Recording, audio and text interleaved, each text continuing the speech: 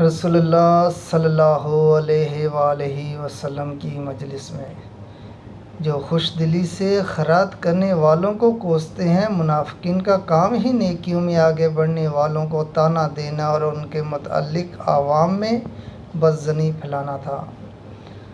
آج عبد الرحمن بن عوف رضی اللہ تعالیٰ عنہ نے اپنے 8,000 درہم صدقہ کر دیے تو اس پر کہنے لگے کہ انہوں نے ریا اور دکھاوے کے لیے ایسا کیا۔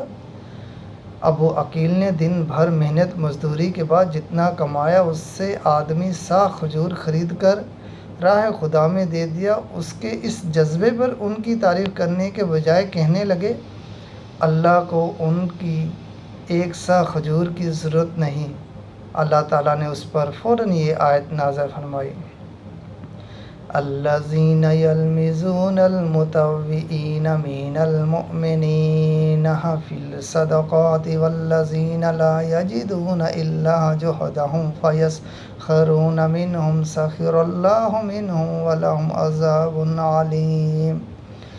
جو لوگ خوش دلی سے خیرات کرنے والے مومنوں کو کوستے ہیں اور طعنہ دیتے ہیں، اور ان لوگوں کو بھی جن کے پاس اپنی کمائی کے علاوہ کچھ بھی نہیں، یہ ان کا مذاق اڑاتے ہیں، اللہ ان کا مذاق اڑاتا ہے اور ان کے لیے دردناک عذاب ہے۔